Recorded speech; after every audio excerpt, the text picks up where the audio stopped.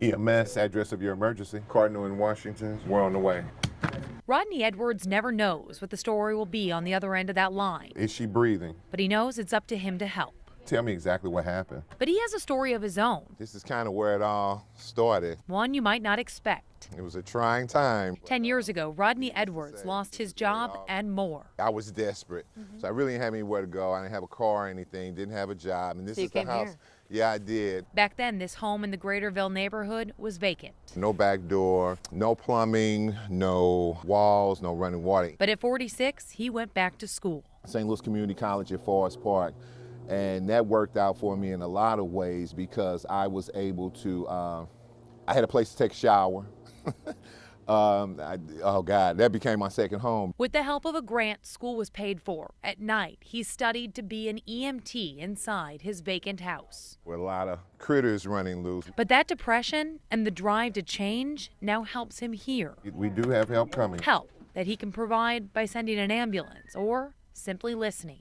She was crying on the phone, begging me to let her kill herself. I want to kill myself. Telling that teen on the line, life is worth living and everything. Little did I know my circumstance would make me have to be able to relate that to him. Let's welcome tonight's Walmart Community Playmaker, fire equipment dispatcher Rodney Edwards. A recent honor at a St. Louis Blues game and a promotion with the St. Louis Fire Department are sometimes hard for him to believe.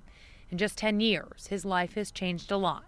To hold yourself together because people believe in you. And but you also believed in yourself. Yeah, and they saw that. And they saw that I had drive, that I had hustle, that I believed in the culture and in the core values of the fire department. A department that has given this man the next chapter in his story. Okay. In St. Louis, Alexis Odos, News 4.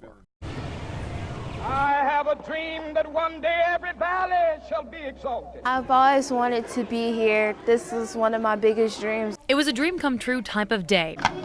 I like this song. For the 4th and 5th graders of Koch Elementary. Yellow Cab boycott. A field trip all the way to Memphis, Tennessee to the National Civil Rights Museum. A lot of them had never been out of town before, never been on a road trip before. A lot of children their age also haven't been through what they have.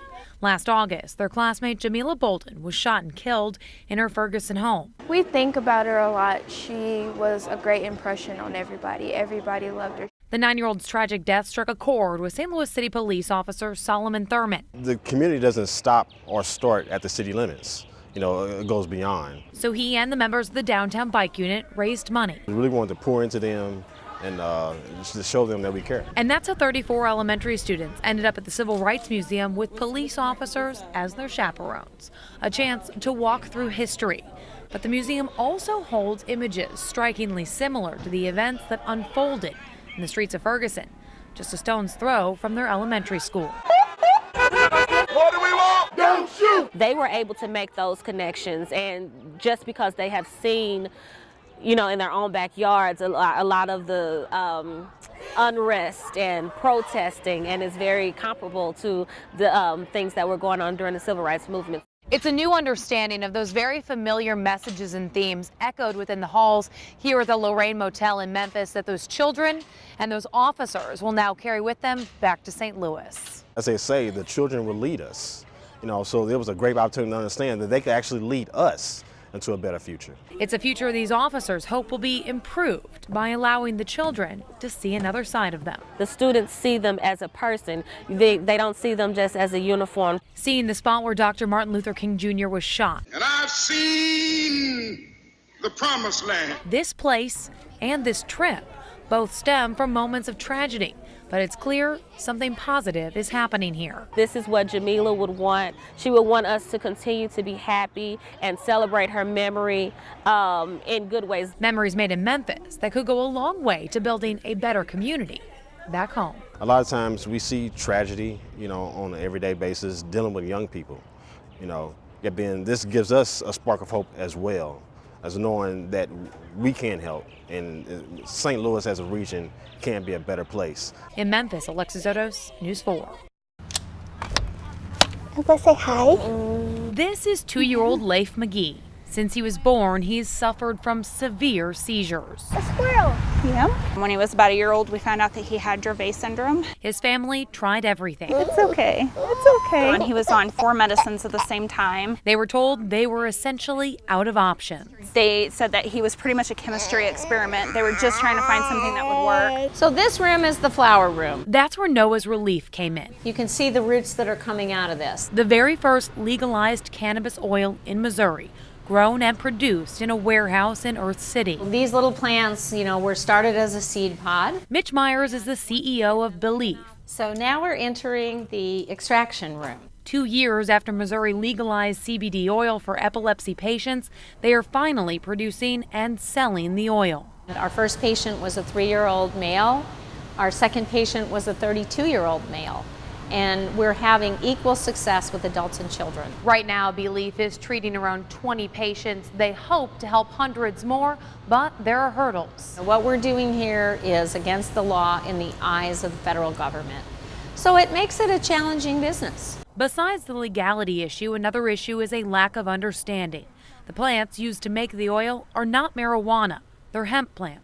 There is no THC from this. You can't get high from these plants. You cannot get high. You could smoke this whole room or ingest it all in oil, and there is not enough THC in this material that there's any psychoactive effect. The effect it does have, according to this mother, is nothing short of miraculous. He says mama and dada no, and he acknowledges his brother, and just things that we never thought that we would see. At 41 days seizure-free, this simple day at the park is something the McGee family didn't think they'd ever experience. The unknown really scared us as far as the side effects went, but at the same time, they're not going to be any worse than the side effects of legal medication that he's been taking for 3 years. Compared to now, it's just amazing the change. Everything looks better about him. In St. Louis, Alexis Odos, News 4.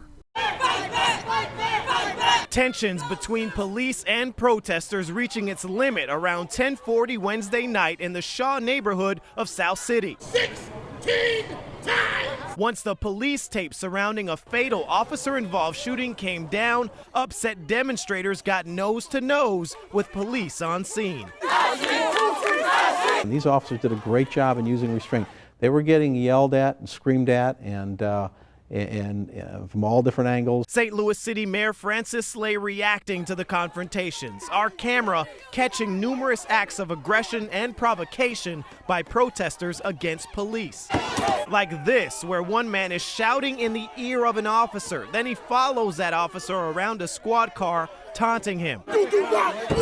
Or this scene, as an officer is backing away from the rowdy crowd, someone reaches out and grabs his arm. And also here, mobs breaking the rear windshield of an unmarked police car. There was constant discussions about how we were going to handle that while we were out there, and we made adjustments on the fly when we needed to. Last night, no officers were hurt, and we didn't see any of them turn violent with protesters. Officials say they're continuously looking at when use of force is warranted and also when restraint should be used. We allowed the citizens to have their First Amendment right to be continued, as well as our officers being able to be in a position that we could do what we needed to do at the right time.